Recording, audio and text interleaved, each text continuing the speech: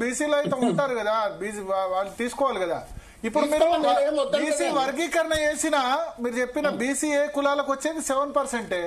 అవును అంతే మరి. ఆ 7% చాలండి, 7% చాలు. మేము ఎక్కువ అడుగుతారేమో, 7% ఇవ్వండి.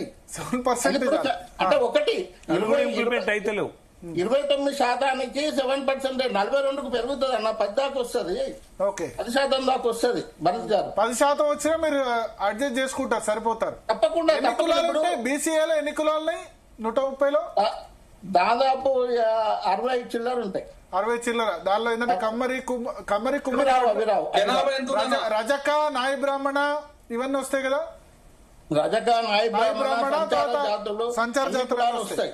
మరి కమ్మరి కుమ్మరి వడ్రంగి విశ్వబ్రాహ్మణ వాళ్ళది కూడా రిప్రజెంటేషన్ కొంచెం తక్కువనే ఉంది లేదా? అవును, వాళ్ళకు కూడా ఉంది. యాక్చువల్ గా నేను బీసీ ఏ బి అని నేను మాట్లాడట్లేదు.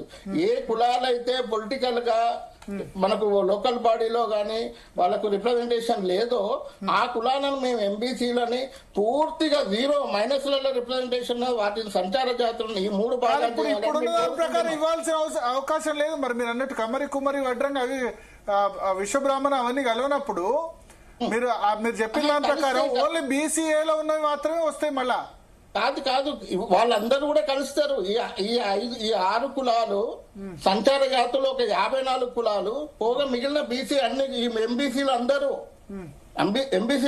కానీ ఇప్పుడు కాంగ్రెస్ పార్టీ చెప్పినట్టు వర్గీకరణ, బీసీ వర్గీకరణ చేసినా సరే బీసీఏలో ఉన్న కులాలకే వస్తే గానీ ఈ అన్ని కులాలు మిగతా కులాలకు రావు కదా. వస్తే వాళ్ళ వర్గీకరణ అయితే ఇప్పుడు చేయలేరు కదా. అదైతే ఇప్పుడు కాదు, 1-2 years అవుద్ది. అందుకనే భరత్ గారు డెఫినేషన్ లోనే తేడాలు ఉన్నాయి. విద్యా ఉద్యోగ రంగాలకు ఒక డెఫినేషన్ ఉంది, పొలిటికల్ రిజర్వేషన్ ఒక డెఫినేషన్ ఉంది. లోకల్ బాడీకి వచ్చేసరికి అక్కడ మెంబర్ గారికి తెలుసు, సోషో పొలిటికల్ బ్యాక్వర్డ్ తీసుకుంటారు. సోషో పొలిటికల్ బ్యాక్వర్డ్ తీసుకున్నప్పుడు మా 70-80 కులాలన్నీ కూడా ఎంబీసీలుగానే ఉంటాయి. అందులో విశ్వబ్రాహ్మణులు వస్తారు, పద్మశాలీలు వస్తారు, తర్వాత వీళ్ళందరూ వస్తారు. ఒకసారి ఆర్ కృష్ణయ్య గారు జాయిన్ అయ్యారు, బీసీ సంక్షేమ సంఘ నేత, రాజ్యసభ సభ్యులు. ఆర్ కృష్ణయ్య గారు, నేను సూరపల్లి శ్రీనివాస్ గారు లేవనెత్తిన పాయింట్ తోనే స్టార్ట్ చేస్తున్నా. ఎంబీసీల పరిస్థితి ఏంటి? 50% ఆల్రెడీ రిప్రజెంటేషన్ ఉంది బీసీలకు స్థానిక సంస్థల్లో. బట్ ఎంబీసీలకు 100 కులాలు కనీసం సర్పంచ్ గా కూడా గెలవని పరిస్థితి. అవును, వాటి పరిస్థితి ఆయన ఏమంటారంటే 42% కాదు, బీసీలకు 99% ఇచ్చినా మాకు లాభం జరగదు, మళ్ళా 5-6 కులాలకే లాభం జరుగుతుంది అంటారు. అంటే ఏబిసిడీలు పెట్టాలని ఇక్కడ కూడా ఎట్లయితే విద్యా ఉద్యోగాలలో ఏబిసిడి వర్గీకరణ ఉందో స్థానిక సంస్థలలో కూడా ఏబిసిడి వర్గీకరణ చేయాలని పలుసార్లు ఇక్కడనే కాదు కేంద్ర ప్రభుత్వంలో కూడా మేము రిప్రజెంట్ చేస్తాం.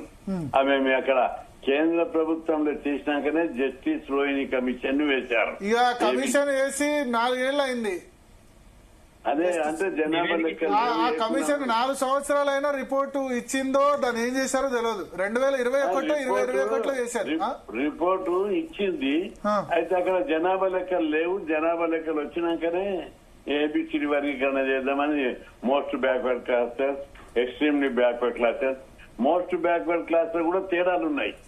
కొన్ని కులాలకు అసలు రిప్రజెంటేషన్ లేదు.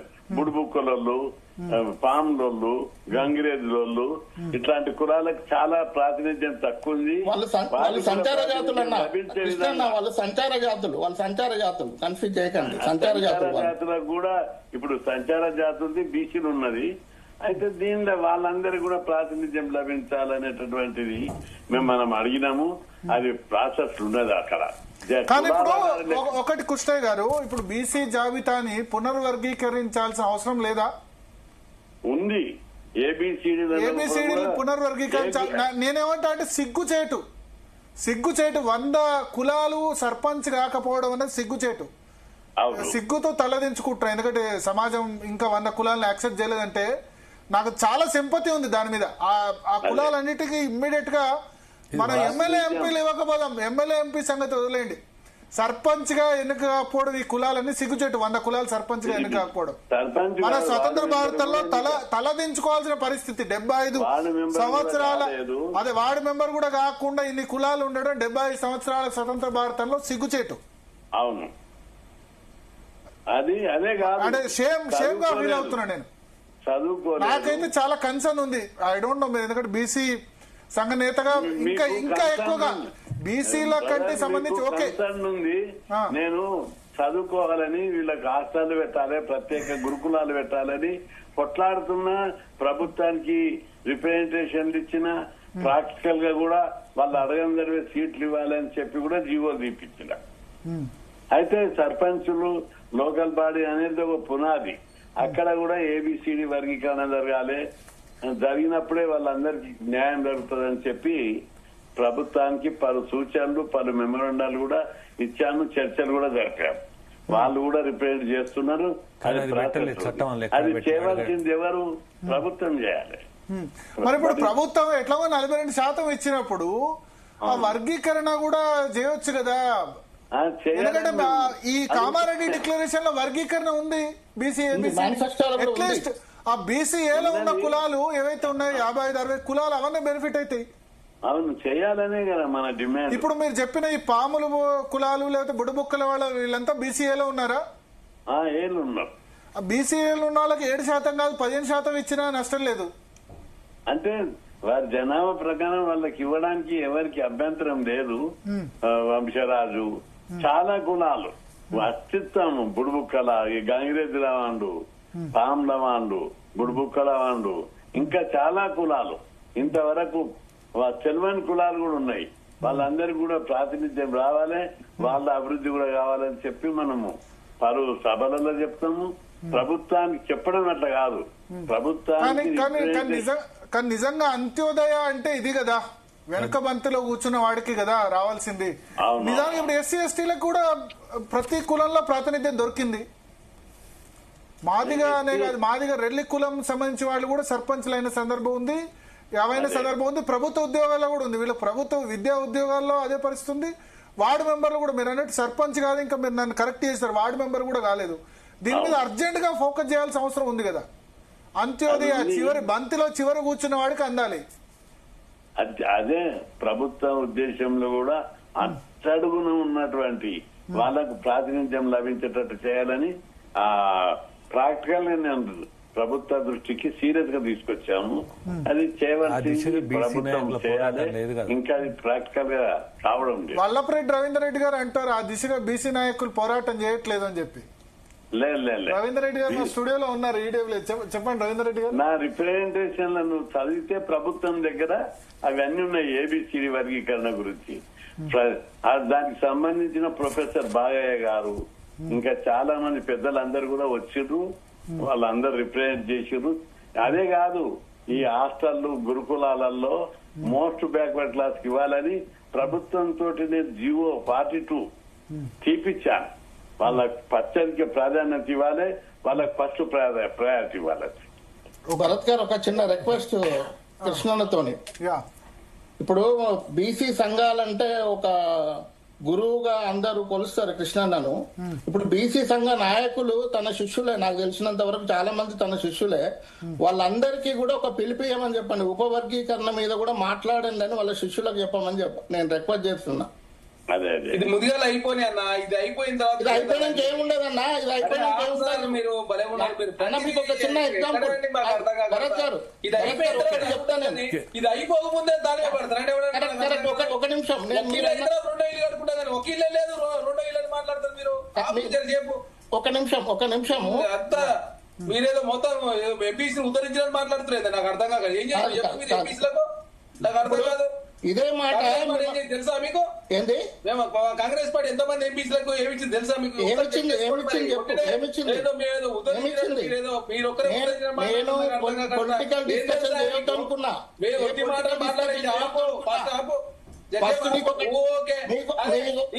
తెలవాలి, నాకు అర్థం కాదు. మీ మేనిఫెస్టోలో ఎందుకు పెట్టండు? మేనిఫెస్టోలో ఎందుకు పెట్టండు? మేనిఫెస్టోలో ఎందుకు పెట్టండు? మేనిఫెస్టోలో పెట్టి మేనిఫెస్టోలో పెట్టి పెద్దలు అయితే ఏం చేస్తావు చెప్పు? ఏంటిది? ఫస్ట్ మొత్తం నలుగురు డెవలప్ అయిన తర్వాత 5 రోజులు చేస్తావు. ఎవరు? ఒక్క నిమిషం భరత్ గారు, ఒక్క నిమిషం నాకు ఒక చిన్న అవకాశం ఇవ్వాలి. చెప్పండి. ఈ పెద్ద మనిషికి చెప్పాలి. ఒక్క నిమిషం ఏమో ఏం తోస్తుంది ఆపండి, ఆపు. మాట్లాడుతున్నావు మీరు. చాలు చాలు నువ్వు ఆపిగా నువ్వు ఆపు కాదు మీరు ఆపిగా మళ్ళీ మాట్లాడతాను టైం ఉంది అనుకున్నా నీకేం తెలుసు చరణ్ కౌశిక్ గారు శ్రీనివాస్ గారు ఒక్క నిమిషం చరణ్ కౌశిక్ గారు శ్రీనివాస్ గారు ఒక్క నిమిషం ఒక్క నిమిషం నేను చెప్పనియాలి మీరు మాట్లాడే సమస్య లేదు ఆపాలను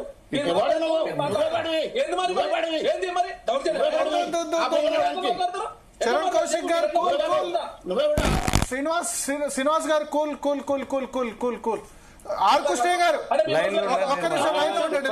మళ్ళీ మాట్లాడు. ఆర్ కృష్ణయ్య గారితో మాట్లాడు. ఆర్ కృష్ణయ్య గారు ఒకటి ఇవాళ హైకోర్టులో జరిగిన ఆర్గ్యుమెంట్స్ ఆధారంగా ఏమనిపిస్తుంది మీకు ఆర్ కృష్ణయ్య గారు? ఇప్పుడు మొదటి నుంచి కూడా మనము ఈ రిజర్వేషన్ల విషయంలో మనం ప్రభుత్వం కూడా మనం చెప్పిన విధంగానే చాలా మంది చాలా రకాలుగా మాట్లాడారు. జీవో తీయింది రాజ్యాంగంలోని 243 D6 ప్రకారం రాష్ట్ర ప్రభుత్వానికి అధికారం ఉంది. దాని ప్రకారం మీరు జీవో తీసి రిజర్వేషన్లు పెట్టాలని అడిగినాం.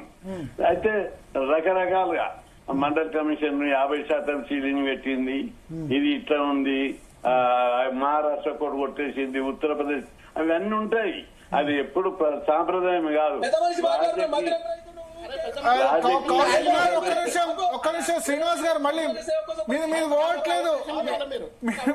మీరు ఒక్క నిమిషం మీరు కొట్లాడితే వద్దు. ఎందుకంటే నేను చర్చలు ఏమంటానంటే చర్చలు కన్స్ట్రక్టివ్ డిస్కషన్ జరగాలి. కొట్లాటలు నేను ఎంకరేజ్ చేయను.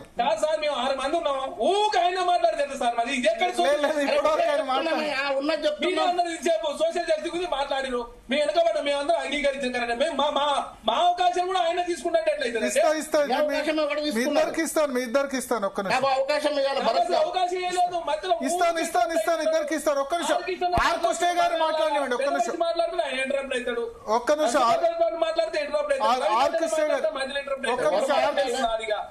ఆర్ కృష్ణయ్య గారు మాట్లాడినండి. శ్రీనివాస్ గారు ఇస్తాను, చరణ్ కౌశిక్ గారు ఇస్తాను. ఆర్ కృష్ణయ్య గారు ఇవాళ మీరు హైకోర్టు ఆర్గ్యుమెంట్ చూసిన తర్వాత ఎన్నికలు యథావిధిగా జరుగుతాయి అనిపిస్తుందా? స్టే లేకుండా యాజ్ యూజువల్ గా నామినేషన్ వేసుకోండి అని మీరు సలహా ఇస్తారా? ఖర్చు పెట్టుకోండి అని సలహా ఇస్తారా? తప్పనిసరి ఎన్నికలు జరుగుతాయి. ఇప్పుడు ఉన్నటువంటి జియో ఎగ్జిస్ట్ అవుతుంది. ఇంకా ఇది ముందుకు పోయి చర్చ కూడా జరుగుతుంది. మౌలికమైన మార్పు రావాలే రిజర్వేషన్ల లోపల అని చెప్పి ఇప్పుడు రాజకీయ రిజర్వేషన్లకు చాపు గాని మెరిట్ గాని లేదు. విద్యా ఉద్యోగాల రిజర్వేషన్ల సందర్భంగా మండల్ కమిషన్ అప్పుడు జరిగినటువంటి తీర్పుల లోపల మన అడ్వకేట్లు చాలా మంది మాట్లాడినప్పుడు 5 మంది జడ్జీలు ఒక రకమైన తీర్పు ఇచ్చారు. వాళ్ళందరూ ఈ క్యాప్ విషయంలో మాట్లాడలేదు, ఒప్పుకోలేదు వాళ్ళు. ఎందుకంటే ఇది డెమోక్రసీ, ప్రజాస్వామ్యంలో ఎవరి జనాభా ప్రకారం వారికి ఇవ్వాలనేది. వీళ్ళందరూ ఎవరు ఓసీలు గాని బీసీలు గాని శత్రువులు గారు, అన్నదమ్ములే. కలిసిమెలిసి కొన్ని వందల సంవత్సరాల నుంచి కలిసి జీవిస్తారు.